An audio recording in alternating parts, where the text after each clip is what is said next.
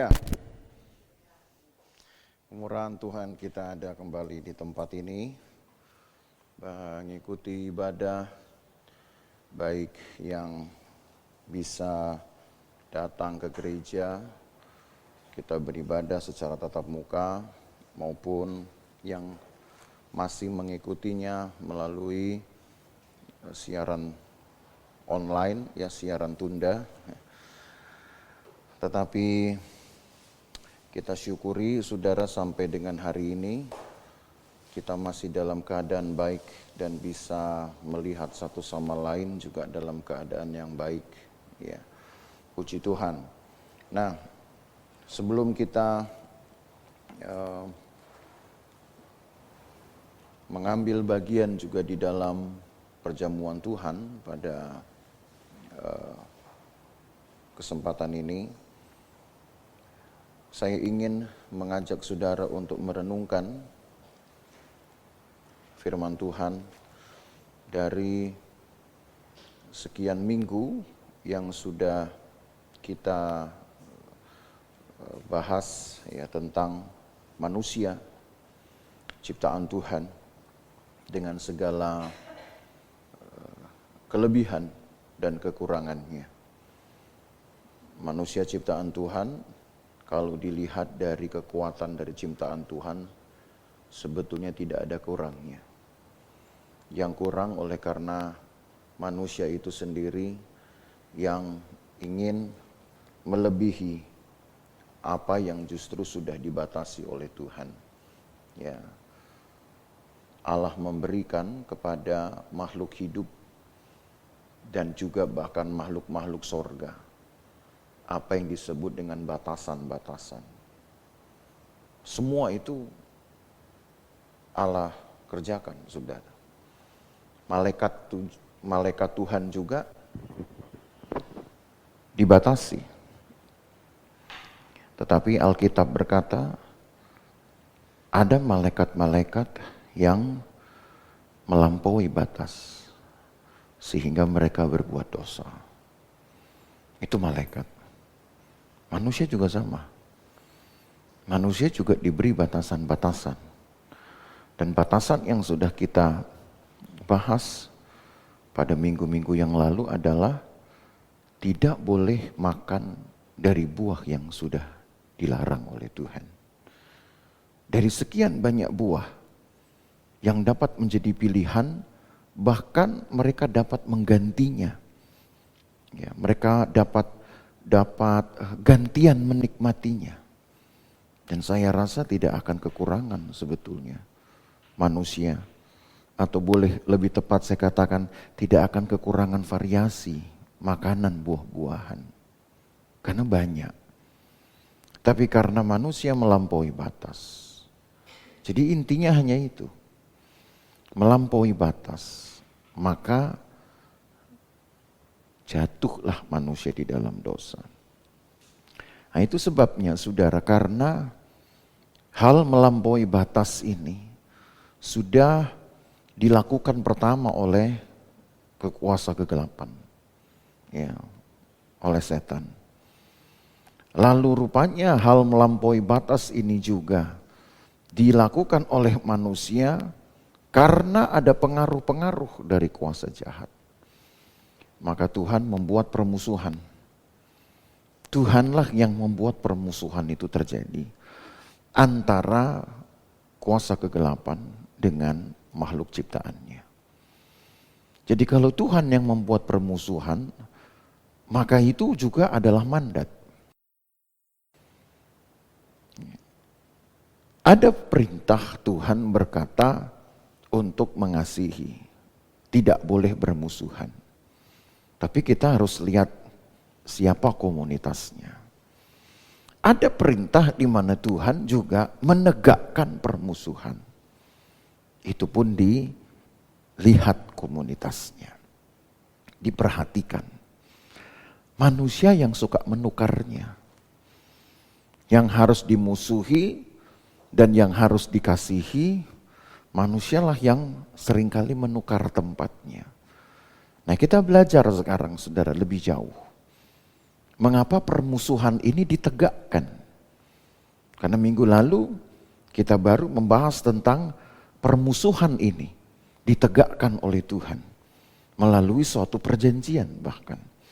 Di dalam Kejadian pasal 3 ayat yang ke-15 tertulis. Kejadian 3 ayat 15.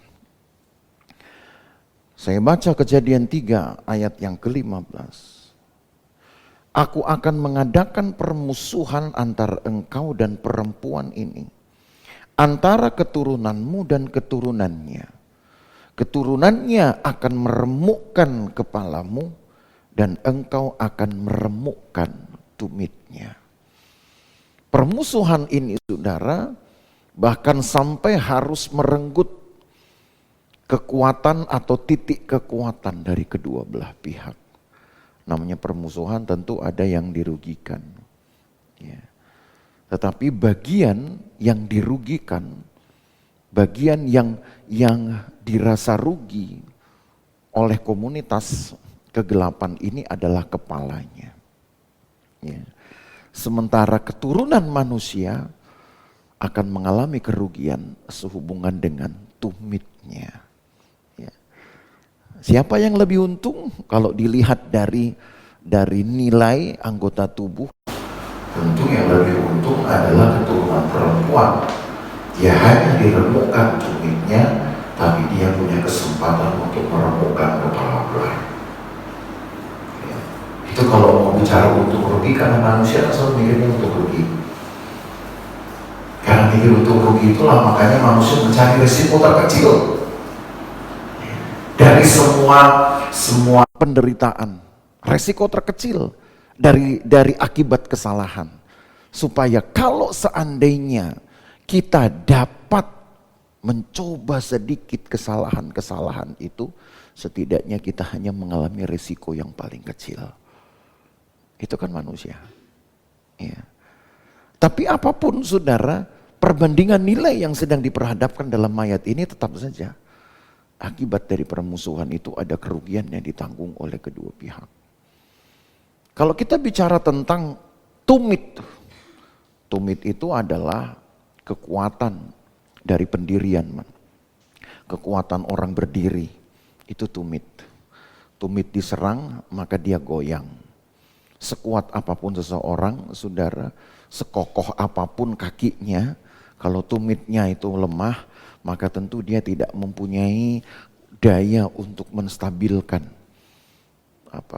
cara berdirinya, apalagi jalannya. Gampang dia terseok-seok. Dan setan dapat melakukan hal itu, sebab itulah yang Tuhan luaskan. Sebutlah itu batasnya. Dari apa yang setan dapat lakukan, saudara, melemahkan manusia, adalah menggoyahkan pendiriannya, menggoyahkan jalannya. Jalan manusia itu bisa dibuat gak stabil pendiriannya, hanya sejauh itu. Maka kemudian kalau kita membaca di dalam kitab Korintus, pasal 10, ayat 10, ya, mengapa datang kata pencobaan-pencobaan yang kamu alami itu tidaklah akan melebihi kekuatanmu. Karena rupanya dari sinilah ketentuan tidak melebihi kekuatan, artinya sekalipun terseok-seok, sekalipun mungkin manusia harus berjuang untuk dapat mempertahankan pendiriannya, dilemahkan dia oleh satu titik berdirinya, maka dia masih mampu untuk membuat kerugian yang lebih besar kepada setan, yaitu meremukkan kepalanya. Jadi Allah buat ini satu hal. Pertama, menghadirkan dulu lah upah dari dosa. Atau konsekuensi. Kalau upah dosa memang maut. Tapi konsekuensi yang paling logis dari sebuah pengingkaran terhadap kehendak Tuhan.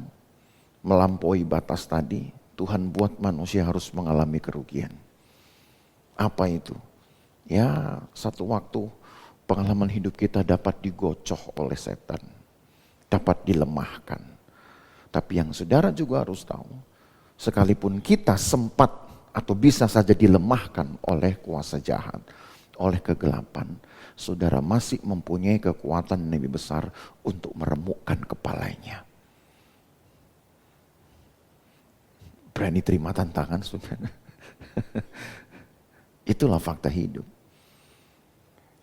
Jadi satu sisi Allah ingin beri kesadaran kepada kita.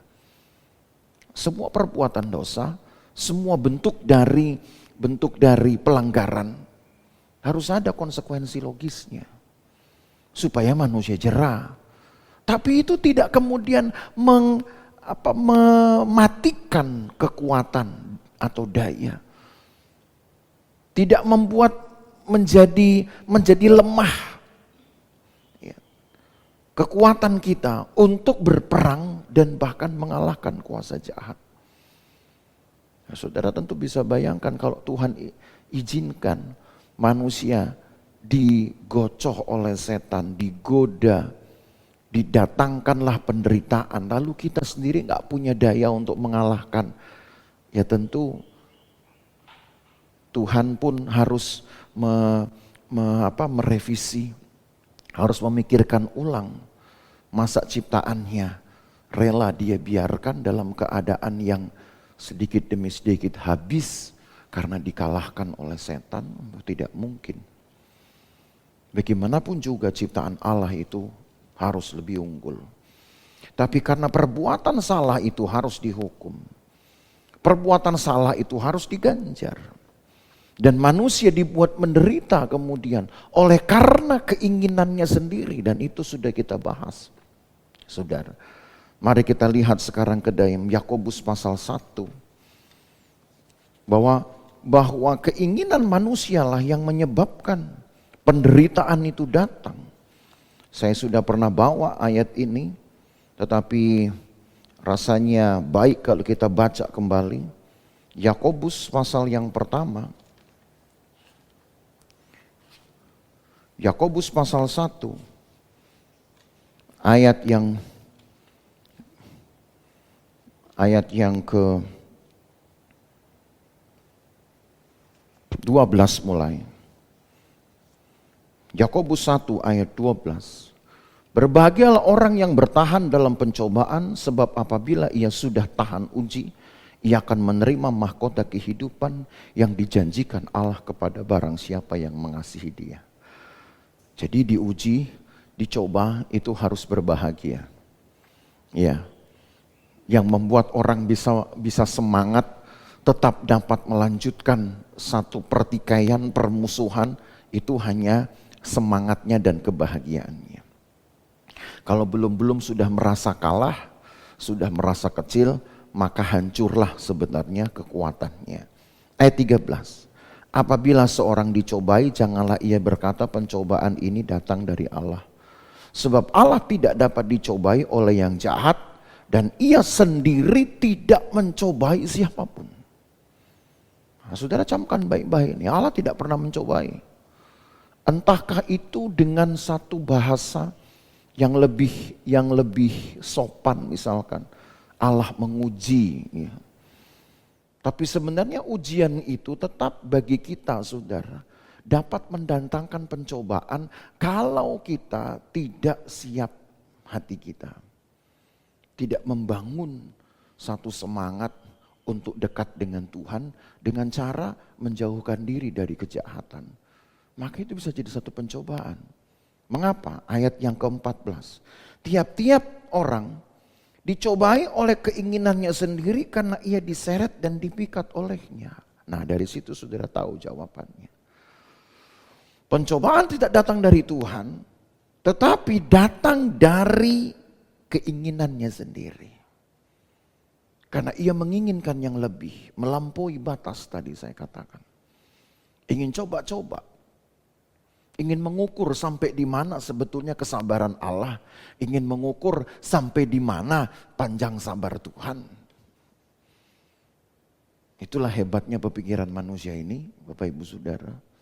Ya. Jadi apa yang terjadi pada Adam dan Hawa? Bermula, mungkin itu perintah itu menjadi ujian buat mereka. Ujian untuk taat. Karena Allah memang hanya sampai pada tataran itu. Tapi berkecamuklah di dalam diri mereka, saudara. Satu keinginan untuk melampaui. Ingin tahu kira-kira apa yang mereka akan alami ketika mereka nggak usah jauh-jauh melampaui.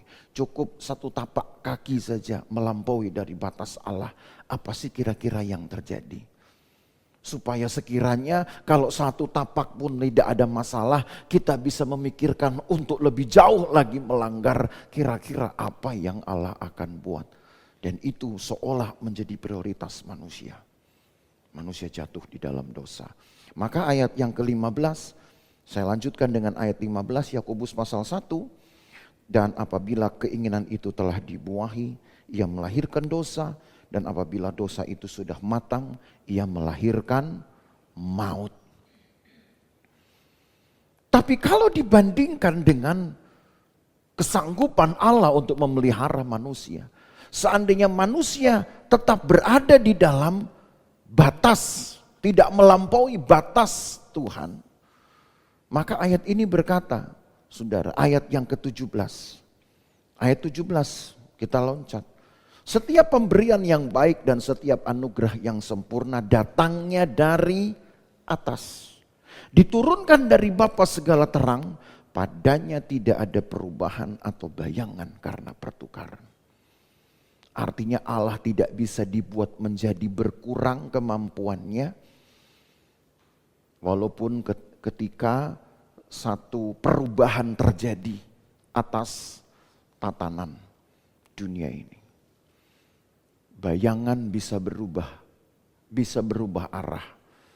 Bayangan kita bisa berubah bentuk tergantung sudut arah, sudut ruang gelap ya, yang tidak dapat ditembus oleh matahari.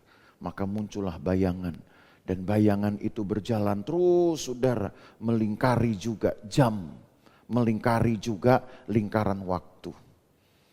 Makanya saudara lihat bayangan saudara di pagi hari pasti berbeda arah dengan siang hari, pasti berbeda arah dengan petang hari.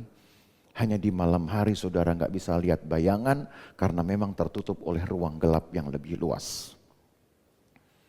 Tapi bayangan itu menunjukkan ada perubahan-perubahan. Tapi Allah kita tidak dapat dipengaruhi oleh perubahan itu. Maka kalau manusia mau berada di dalam batas-batas Tuhan dan mencukupkan diri, maka tidak akan ada pencobaan. Tidak akan ada pencobaan, sudah. Sehingga satu bentuk perintah yang bagi kita itu mendatangkan ujian. Ujian itu hanya untuk menahan kita. Sekuat apa kita menahan keinginan kita. Lebih dari itu pencobaan. Jadi saudara harus tahu bedanya. Ujian dengan pencobaan tidak sama. Ya. Ujian itu justru mengelola hati kita untuk menahan segala sesuatu. Menahan diri dari melampaui batas. Tapi kalau sudah melampaui batas, maka konsekuensinya itu yang disebut dengan pencobaan. Jadi gak sama. Ya. Oh, saya sedang dicobai oleh Tuhan. Ayat ini bilang Tuhan gak pernah mencobai. Tuhan gak pernah mencobai. Tapi apa yang kemudian berhadapan dengan kita, timbul kemudian keinginan untuk melakukan walaupun sudah dilarang. Maka ketika kita menahan diri, itu kan ada peperangan tuh, menahan diri, gak mau bikin nanti takut saya salah, takut nanti Tuhan marah. Nah itu ujian. Tapi kalau kita sudah melampaui batas, tidak menahan diri, lalu saudara kemudian menerima konsekuensinya, nah itu pencobaan. Ya Tuhan bisa pulihkan, tapi tetap saja pengalaman itu tidak menyenangkan saudara untuk dirasa, untuk ditanggung. Nah kembali kepada konteks permusuhan, Allah tetapkan orang percaya, atau lebih umum saya katakan orang-orang yang diciptakan Tuhan, makhluk ciptaan Tuhan, manusia ciptaan Tuhan, diberi perintah untuk selalu mengangkat permusuhan hanya dengan penyebab kerusakan yang sesungguhnya, yaitu setan. Jadi saudara bedakan ini dari perintah Tuhan. Ada perintah untuk saling mengasihi. Saudara harus lihat siapa komunitasnya. Tapi begitu ada perintah musuhi, ambillah selengkap senjata Allah. Saudara mesti lihat juga siapa komunitasnya. Jadi jangan salah saudara. Di saat yang sama Allah memerintahkan makhluk ciptaannya untuk mengasihi, di saat yang sama Allah juga memerintahkan untuk memusuhi. Karena itulah dunia kita. Dunia yang dikelilingi oleh persahabatan dan permusuhan. Tapi kita yang mesti pintar tahu siapa yang mesti ditemani dan siapa yang mesti dimusuhi. Nah, ketika permusuhan itu Tuhan tegakkan. Untuk apa tujuannya? Untuk menyatakan bahwa Allah menjaga miliknya. Allah menjaga miliknya. Miliknya ini harus milih. Karena kita punya kehendak. Yang disebut dengan kehendak bebas. Kita ini milik Allah ini disuruh milih. Tetap mau menjadi pengikut Tuhan. Atau kita malah mengasihi, bersahabat dengan kegelapan. Nah kalau saudara baca sekarang Yakobus pasal 4. Sekarang kita beranjak ke pasal 4. Tadi Yakobus 1. Sekarang pasal 4. Saya ingin saudara baca ayat 1. Ya. Pelan-pelan saya akan membacakannya. Ayat 1 sampai ayat yang ke-10. Disinilah kebenaran dari ditegakkannya permusuhan itu oleh Tuhan. Yakobus pasal 4 dari ayat 1 saya baca. Dari manakah datangnya sengketa dan pertengkaran di antara kamu? Bukankah datangnya dari hawa nafsumu yang saling berjuang dalam tubuhmu? Nah, ini kan sama dengan tadi pasal 1. Ayat yang ke-13. Hawa nafsu kitalah yang telah membawa kita, menceburkan kita kepada pencobaan. Pencobaan yang paling besar adalah kita bersengketa dengan orang-orang yang harusnya tidak. Kita bersengketa dengan sesama manusia. Padahal sesama manusia, namanya sesama manusia, sesama ciptaan. Kita bersengketa dengan keluarga, padahal keluarga itu adalah warisan pusaka Tuhan buat kita. Kita bersengketa dengan orang-orang yang gak semestinya. Nah, itulah pencobaan, saudara. Karena hawa nafsu. Ayat 2. Kamu mengingini sesuatu tapi kamu tidak memperolehnya. Lalu kamu membunuh, kamu iri hati, tapi kamu tidak mencapai tujuanmu. Lalu kamu bertengkar dan kamu berkelahi. Kenapa? Tidak mencapai tujuan. Nah, sayangnya tujuan yang kita patok itu sudah melampaui batasan Allah. Kan itu. Kita paksakan, saya mesti, karena itu tujuan saya. Saya mesti ke sana, saya ingin orang tahu siapa saya. Tapi kita nggak tahu bahwa tujuan itu kita tetapkan sudah melampaui batasan Tuhan. Yang harus dimuliakan adalah Allah. Yang harus didahulukan adalah orang lain. Itu kan bahasa Injil yang final. Yang dimuliakan Allah dan yang harus didahulukan saling memberi hormat orang lain. Bukan kita minta hormat, saudara. Maka kalau kita menuntut dua hal ini, itu yang saya katakan melampaui batas. Kita paksakan, kenapa? Saya ingin di sana. Saya harus sampai di sana. Itu tujuan hidup saya. Kita maksakan sesuatu baik. Kalau tujuan hidup kita tempatkan masih di dalam batasnya Tuhan.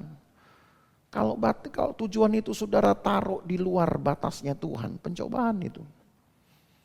Dan saudara akan kehilangan banyak hal-hal baik mencapai tujuanmu yang sudah salah sebetulnya.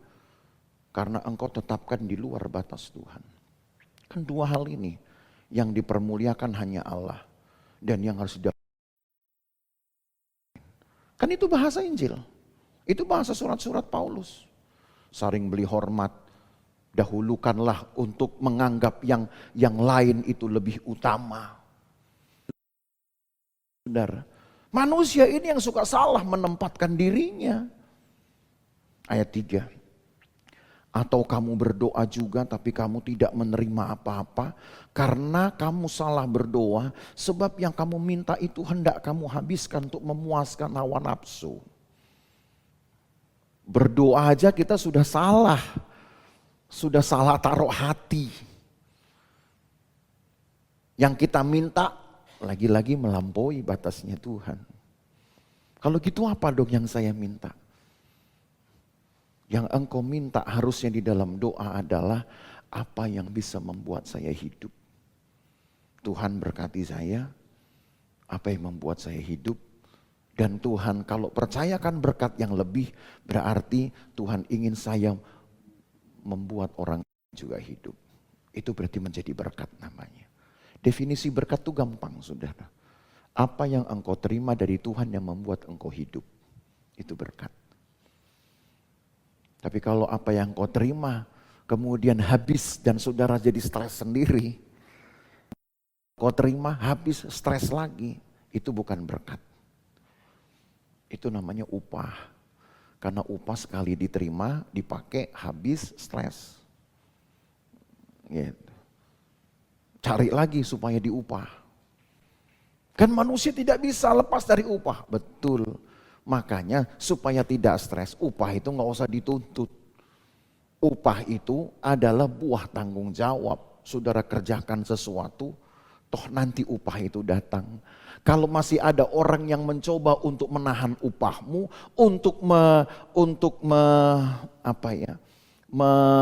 merugikan saudara misalkan, nanti Tuhan yang akan ganti dengan caranya. Dan itu pengalaman Yakub. Yakub 10 kali upahnya itu ditahan oleh mertuanya. Enggak bingung dia, yang penting dia kerja baik, dia gembalakan domba-domba mertuanya. Tuhan ganti dengan hitungan yang lebih besar. Kalau upah seperti itu, saudara. Tapi toh itu bukan berkat. Berkat membuat kita hidup. Berkat membuat saudara bisa menghidupkan orang lain. Apa itu berkat? Apa yang saudara nggak bisa belanjakan dengan uang. Apa yang saudara rasa tidak tercukupi oleh uang, itulah berkat. Maka jangan sampai kita salah berdoa, kata Yakobus. Sebab kalau kita berdoa untuk memuaskan hawa nafsu kita, untuk menuruti hawa nafsu kita, maka nggak pernah ada kata cukup.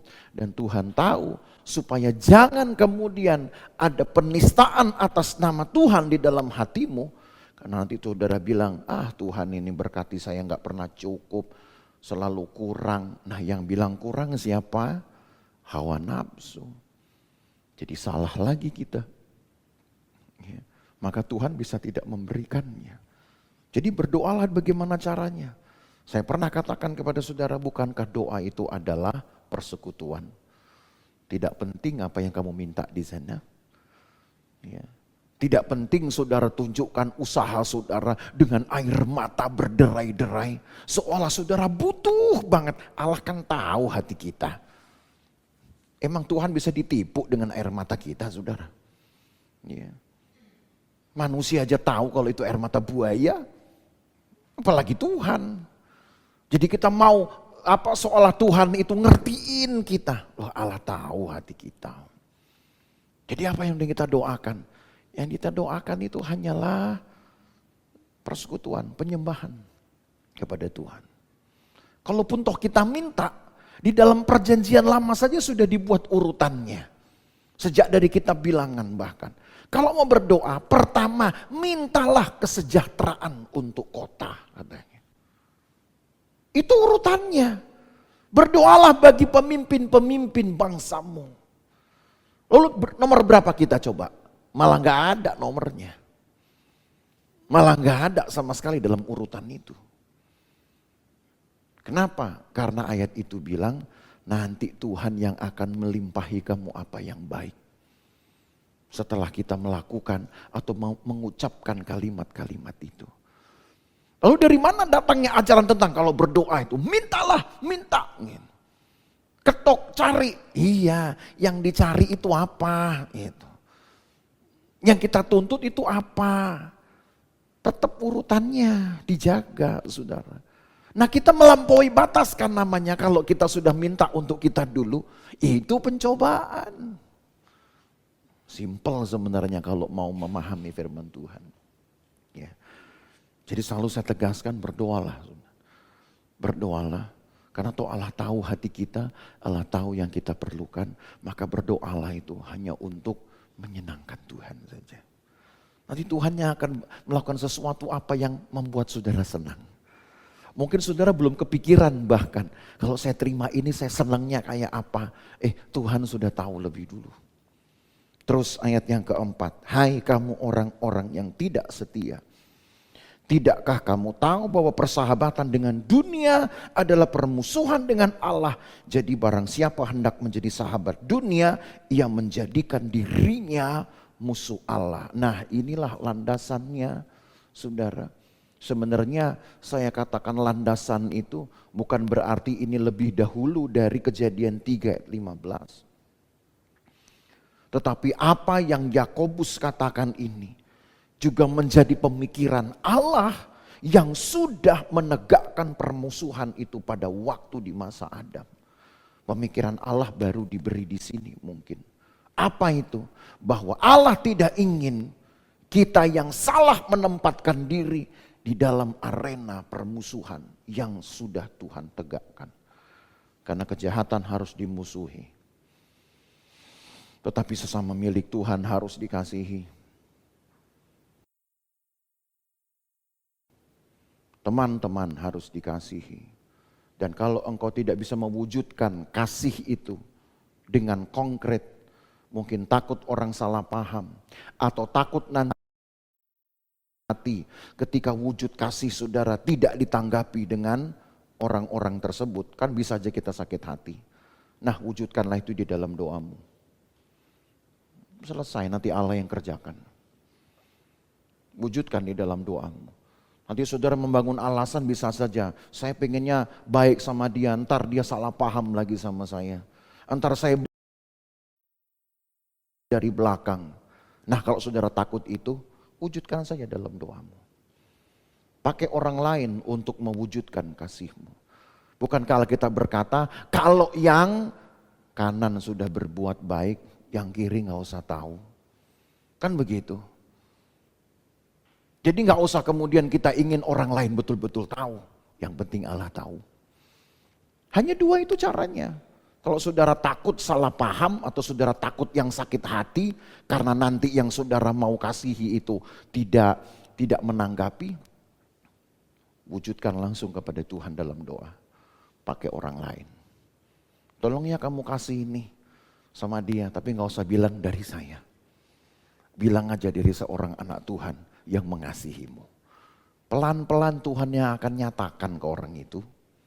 Pelan-pelan Tuhan sendiri yang akan kasih tahu, bahwa yang sudah ngasih kamu itu dia orangnya. Pelan-pelan Tuhan akan kasih tahu. Gak harus kita, itu melampaui namanya. Nah, karena kita kan pengen cepat maunya manusia. Pengen langsung dihargai, pengen langsung datang orang, makasih ya, kamsia. Gitu. Nah, kita pengennya kan begitu. Tanpa kita sadari itu melampaui sebetulnya.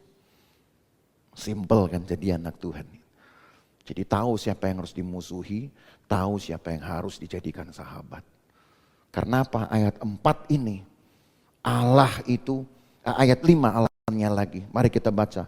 Janganlah kamu menyangka bahwa kitab suci tanpa alasan berkata, roh yang ditempatkan Allah dalam diri kita, diingininya dengan cemburu.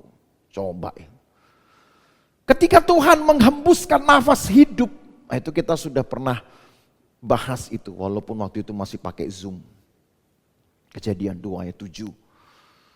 Mengapa Allah berikan roh, nafasnya itu, dan itu manusia loh, Allah gunakan prosedur itu. Semua makhluk hidup bernafas. Semua makhluk bertulang belakang bernafas. Cuman cara atau datangnya nafas bagi manusia beda dengan makhluk hidup yang lain. Kenapa? Karena ada yang diingininya dengan cemburu. Tahu maksudnya diinginin dengan cemburu? Ada di situ egonya Tuhan. Ada di situ hatinya Tuhan. Perasaan Tuhan. Saya kasih kamu nyawa, tolong you ngerti ya ini mahal. Jangan sampai kamu salah gunain. Kalau enggak saya marah. Kenapa? Saya yang kasih. Nah itu egonya. Kalau manusia itu sudah ego namanya. Saya kasih kamu ya barang mahal ini tolong jaga. Cuma jaga aja. So kalau kamu ilangin marah saya. Kenapa? Karena enggak semua orang saya kasih. Cuman kamu doang saya kasih. Ego kan. Tapi Tuhan bukan ego di sini bicaranya. Ada yang disebut dengan keinginan karena cemburu. Sebab manusia ini spesial di hadapan Tuhan, saudara. Jadi kalau dikasih nafas sama Tuhan, saudara tahu, nafas ini mahal sekali. Tuhan yang kasih, gak semua makhluk hidup punya.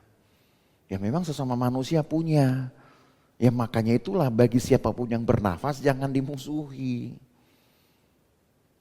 Musuhilah yang punya nafas dengan cara yang lain. Saudara, gak tahu.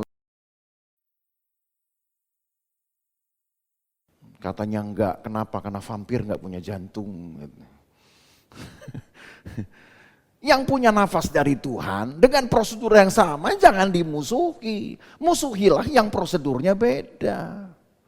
Nah itu saja sebuah ketentuan yang aman sebetulnya. Selebihnya Allah yang kerja.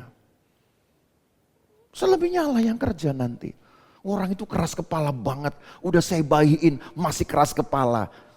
Ya, saudara wujudkan aja dalam doa, nanti Allah kerjakan. Sedangkan batu yang keras saja keluar air, saudara, apalagi kepala batu. Kan Alkitab bilang, batu yang keras keluar air, cuman kepala batu. Gampang buat Tuhan. Gitu makanya kadang orang nyanyi, lembutkan hatiku, ya Yesus. Dengan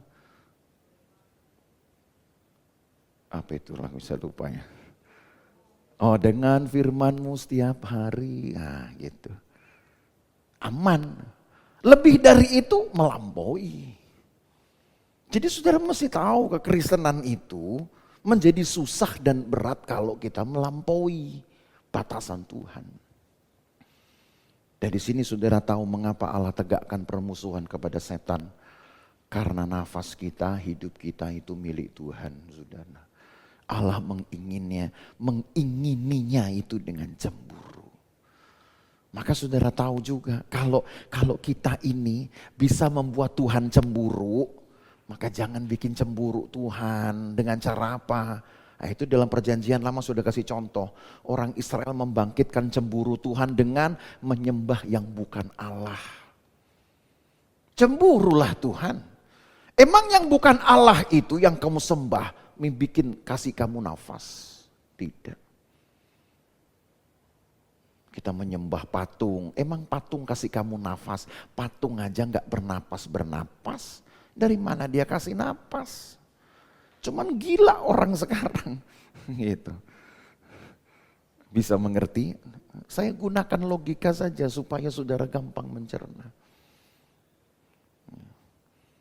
Mudah-mudahan ini saya bukan mau nyumpain, tapi COVID biar sampai Februari supaya sepi semua itu, klaster-klaster suhu-suhu, kan klaster suhu itu namanya. Datanglah saudara kepada suhu Haniel aja kalau saudara mau susah ke gereja ini. Saya bimbing saudara dari firman Tuhan menemukan Tuhan, udah nggak pakai coretan kertas-kertasan sudah. Rasanya jahat juga ya. Saya minta Tuhan COVID sampai Februari. Kenapa? Supaya jangan ada klaster-klaster yang gini. Itu kan klaster tuh. Ya. Ntar corona lagi. Semua untung-untung semua ini hari baik. Yang gak baik coronanya. Ya, kan podo wae saudara orang Jawa bilang. Jadi jangan bangkitkan cemburu Tuhan. Orang Israel sudah pernah melakukan kesalahan yang fatal. Bangkitkan cemburu Tuhan. Dari apa? Penyembahan berhala. Hatinya gak dikasih sama Tuhan. Kalau datang ayat ini, baca sama-sama yuk saudara. Supaya saudara jangan ngantuk, kayaknya kedinginan ya. Sudah hujan, AC-nya kenceng gitu. Ya, kita baca Yakobus 4 ayat yang kelima. Sudah dapat? Yakobus 4 ayat yang kelima, baca di Alkitab boleh, mau baca di screen juga boleh. 2, 3.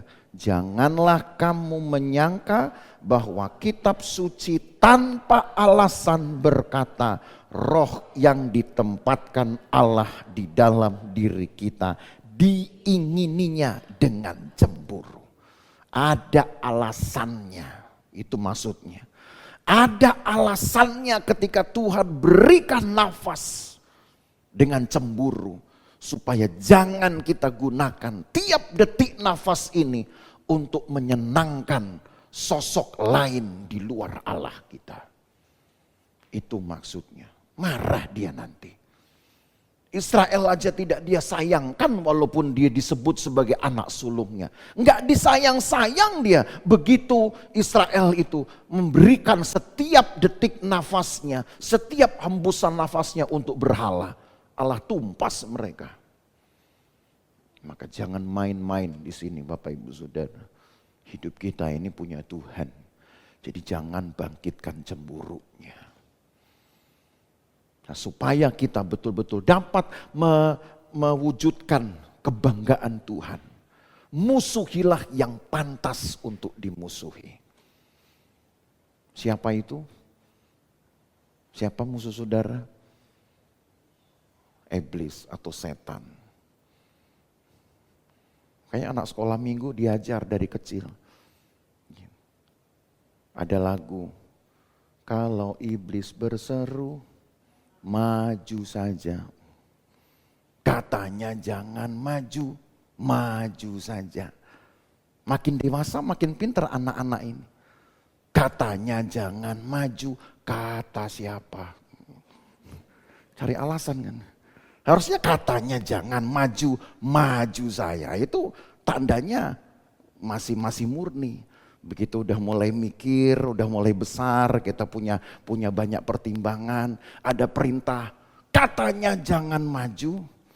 Kita membuat satu alasan, kata siapa? Jadi Bapak Ibu Saudara, hormatilah Tuhan sebagai pemberi hidup kita yang memberikannya dengan cemburu. Maksudnya dia gak rela hidup kita itu keluar jauh dari Tuhan. Allah menjangkau kita itu gampang. Kita yang menjangkau Tuhan itu susah setengah mati.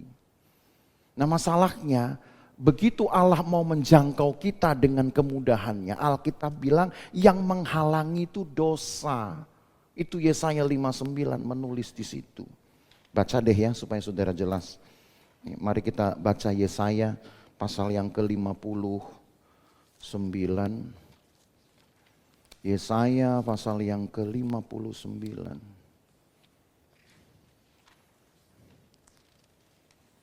Yesaya 59 ayat yang pertama. Yesaya 59, sesungguhnya tangan Tuhan tidak kurang panjang untuk menyelamatkan dan pendengarannya tidak kurang tajam untuk mendengarkan. Ayat 2, tetapi yang merupakan pemisah antara kamu dan Allahmu ialah segala kejahatanmu. Dan yang membuat dia menyembunyikan diri terhadap kamu sehingga ia tidak mendengar ialah segala dosamu. Allah menjangkau kita gampang tadi saya bilang. Kita menjangkau Allah susah. Nah tetapi segampang-gampangnya Allah menjangkau kita. Kalau kita dalam keadaan dosa, itu yang menjadi repot. Karena Allah benci dengan dosa. Allah tidak bisa melihat dosa. Dosalah penghalangnya. Maka hanya satu caranya, jangan melampaui batas. Hormatilah firman Tuhan, saudara. Sebisa mungkin, Awalnya mungkin menderita kita. Penderitaan itu karena gak rela aja sebenarnya. Gak rela saya lakukan firman Tuhan, mengasihi sesama, gak rela rasanya. Karena dia sudah berbuat ini itu, gak rela rasanya. Memberi kepada Tuhan, gak rela rasanya. Untuk berkorban, gak rela. Itu pertentangannya awalnya. Tapi manusia lebih memilih untuk melampaui batas, kenapa? Nafsunya. Pengen coba-coba, pengen cari tahu. Kira-kira resiko yang saya terima berat apa enggak ya, besar apa enggak ya. Enggak taunya begitu kita mencemplungkan diri di dalam kesalahan-kesalahan itu, hidup kita menjadi berat. Tapi kita mempunyai Tuhan yang berbelas kasihan.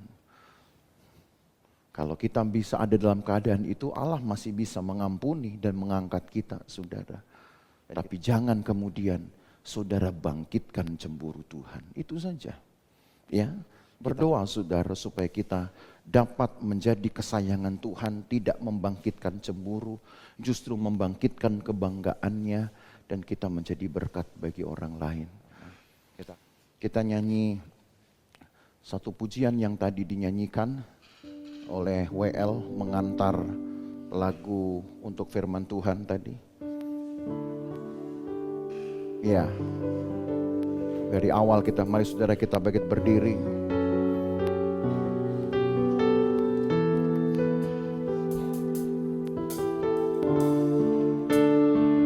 Haleluya.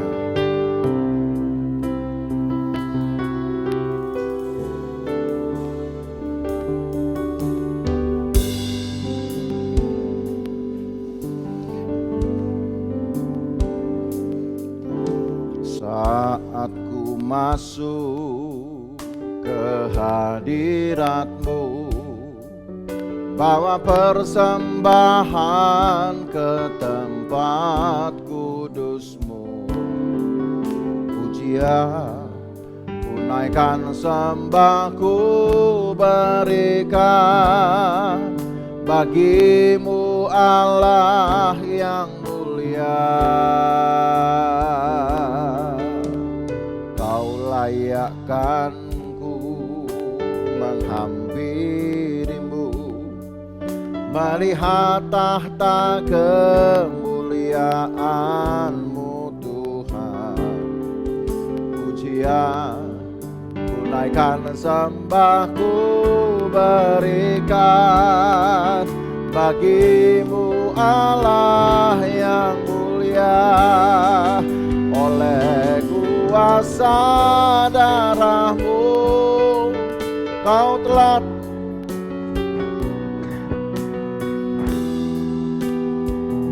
kekudusan-Mu melingkupiku, kasih-Mu mengalir memulihkan hidupku. Besar anugerah-Mu, Kau selamatkan hidupku. Ku menjadi ciptaan yang baru oleh kuasa darah-Mu. Refnya oleh kuasa darah-Mu. Oleh kuasa darah-Mu Kau kisahku, kekudusan-Mu melingkupiku, kasih-Mu mengalir memulihkan hidupku. Besar anugerah-Mu, Kau selamatkan hidupku. Ku menjadi ciptaan yang baru oleh kuasa.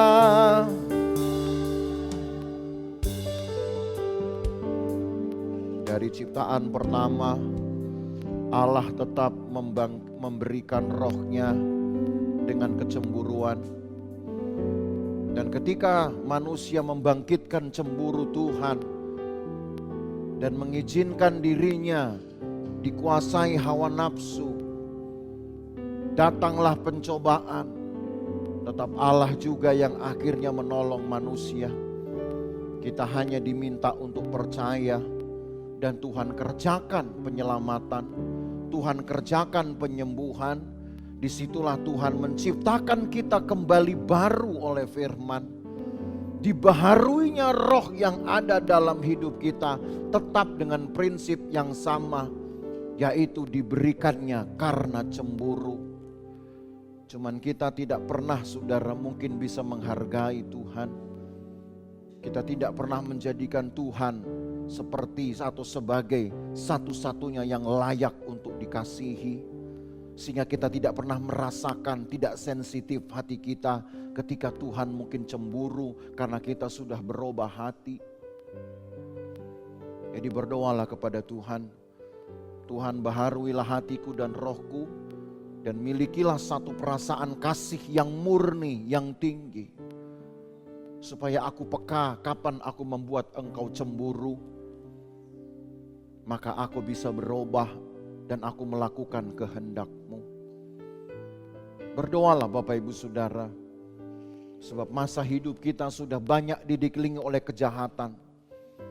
Ketika engkau tidak memusuhi kejahatan, disitulah Allah mulai cemburu. Ketika engkau tidak berusaha memerangi dosa, disitulah Allah mulai cemburu. Ketika engkau bergaul bahkan dengan kejahatan, Allah sudah sangat cemburu. Dan kalau umat yang dikasihinya Israel saja tidak disayangkan, siapakah kita yang hanya diambilnya karena kemurahan Tuhan? Marilah kita kembali kepada Tuhan Bapak Ibu Saudara. Merenungkan detik ke detik dari penderitaan Tuhan itu tidaklah mudah, saudara. Menjalani penderitaan seperti yang Yesus lakukan, jalan itu tidaklah mudah. Setiap pukulan, setiap cambukan mengeluarkan luka, darah. Menahan rasa sakit itu saja tidak mudah, saudara. Tapi dia melakukannya itu, menahan itu bukan untuk dirinya sendiri, untuk kita. Penderitaan yang seharusnya kita yang merasakannya, tapi Yesus mengambil alihnya untuk merasakannya. Saudara hanya menerima kesembuhannya. Lukanya mungkin tidak separah yang Yesus alami, tapi saudara tetap menerima kesembuhan. Kesembuhan bukan untuk luka-luka di dagingmu lagi, tapi kesembuhan untuk dosa-dosa kita. Mungkin kita gak pernah menyadari itu, bahwa luka-luka itu jauh lebih perih daripada luka-luka Yesus di tubuhnya. Kita gak sadari itu, tapi Tuhan yang menyadarinya, Tuhan yang tahu. Sehingga untuk melakukan hal itu dia tahan penderitaannya, dia tahan lukanya, supaya saudara yang terima kesembuhannya. Terima kasih Tuhan Yesus. Kita mungkin hanya bisa bilang terima kasih Tuhan. Tapi hargailah setiap ucapan-ucapan yang kita berikan kepada Tuhan. Walaupun hanya dengan kata terima kasih. Itu mahal sekali. Karena yang dia kerjakan itu besar sekali. Terima kasih Tuhan Yesus. Haleluya.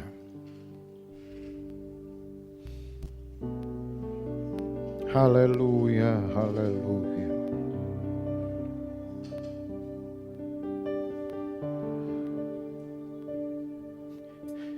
Haleluya, haleluya.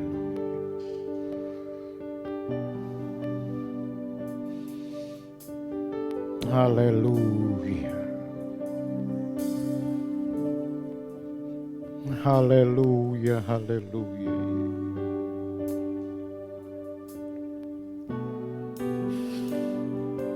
Yesus.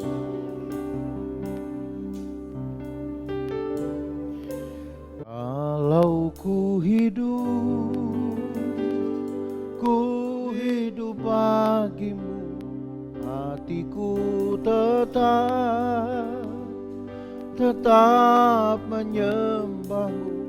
Dunia tak bisa menjauhkanku dari kasih-Mu.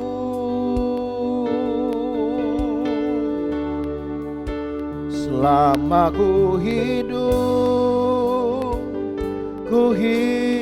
bagi-Mu.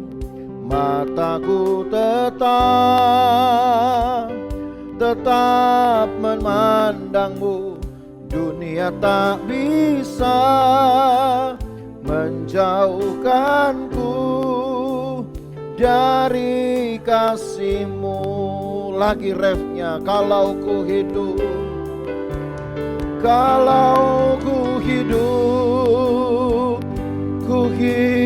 bagi-Mu. Hatiku tetap menyembah-Mu. Dunia tak bisa menjauhkanku dari kasih-Mu.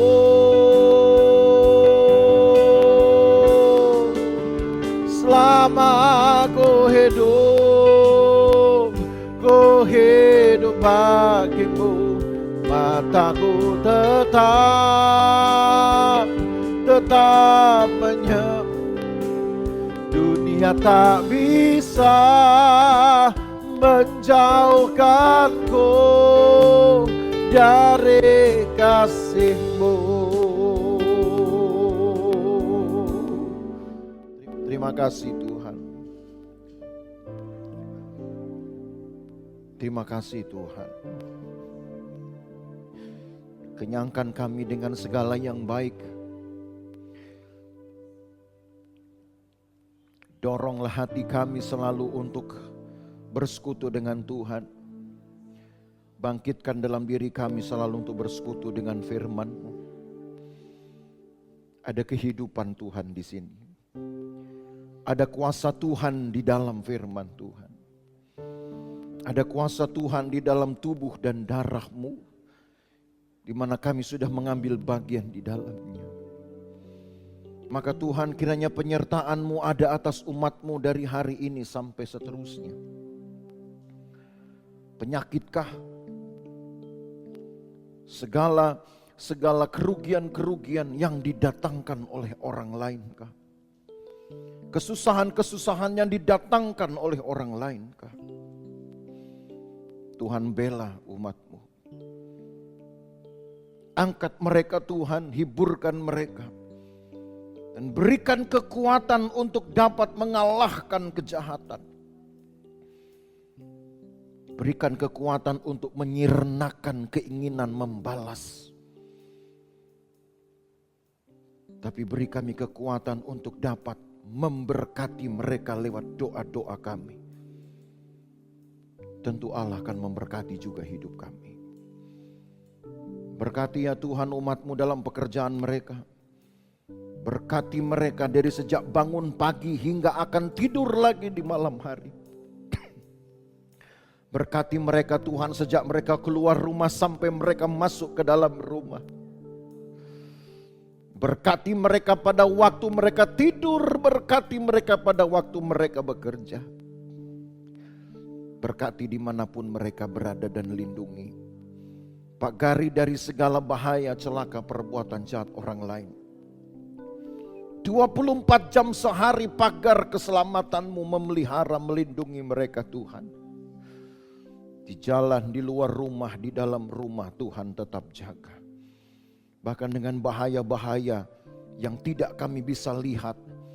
Dari virus-virus mematikan yang tidak bisa kami lihat. Tuhan pagari hidup umat-Mu ini. Terima kasih banyak Tuhan Yesus. Kami serahkan dalam tangan Tuhan hidup mereka hari ke hari.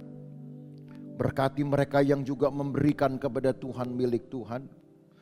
Berkati mereka karena mereka layak diberkati. Berkati mereka karena mereka juga ingin memberkati orang lain. Terima kasih banyak Tuhan Yesus. Kami berdoa untuk rekan-rekan kami seiman yang mungkin ada dalam keadaan yang tidak baik, yang kurang beruntung, yang sakit. Kami berdoa di dalam nama Yesus Tuhan sembuhkan. Yang susah, Kami berdoa di dalam nama Yesus, Tuhan hiburkan. Yang sedang dalam tekanan berat, kami berdoa di dalam nama Yesus, Tuhan lepaskan. Di dalam nama Yesus, bela Tuhan. Dan bangkitkanlah mereka kembali sebagai pemenang-pemenang. Supaya mereka dapat memberikan yang terbaik kepada Tuhan dari hidup mereka. Dan orang lain melihatnya, itu pun sudah menjadi berkat. Terima kasih banyak Tuhan Yesus. Lindungi sepanjang minggu ini. Ketika umat-Mu beraktivitas kembali. Berkati ya Tuhan pekerjaan mereka. Yang sudah semakin sulit untuk mendapatkan rezeki. Tuhan buka jalan. Yang bahkan sudah ditutup rezekinya. Tuhan juga buka jalan. Di dalam nama Yesus. Buka jalan ya Tuhan. Nyatakan kuasa-Mu. Belalah firman-Mu. Ketika umat-Mu memegang firman Tuhan, memegang janji Tuhan. Perlihatkanlah bahwa Allah sungguh-sungguh memelihara mereka. Kami pisah satu sama lain sebentar lagi dari ruangan ini. Jagai kami. Baik yang jauh maupun yang dekat. Yang berkendara maupun berjalan kaki. Pagari kami. Kami tiba di tempat kami. Dengan selamat. Dengan sukacita. Kami yang masih ada di rumah dan mengikuti ibadah secara online juga Tuhan pelihara. Hari-hari mereka tetap Tuhan pelihara. Terima kasih banyak Tuhan Yesus. Maka Bapak Ibu Saudara sekalian, pulanglah dengan bawa berkat dari Allah Bapa. Kasih sayang dalam persekutuan dengan anaknya Yesus Kristus. Penyertaan Roh Kudus memelihara kita dari hari ini sampai selama-lamanya. Dan berkat ini kita terima. Di dalam nama Tuhan Yesus Kristus. Haleluya. Segala kemuliaan hanya bagi Tuhan. Segala hormat pujian hanya bagi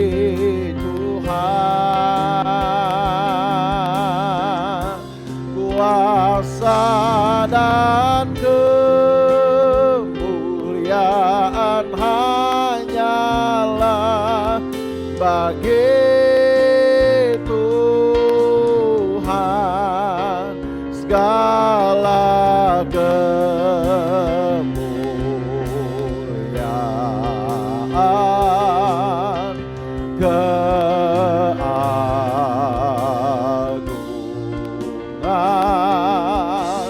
kejayaan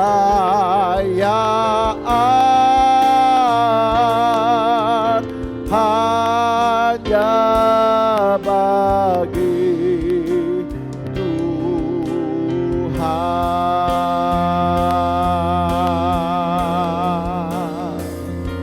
Jemaat yang diberkati, bersama kita katakan amin.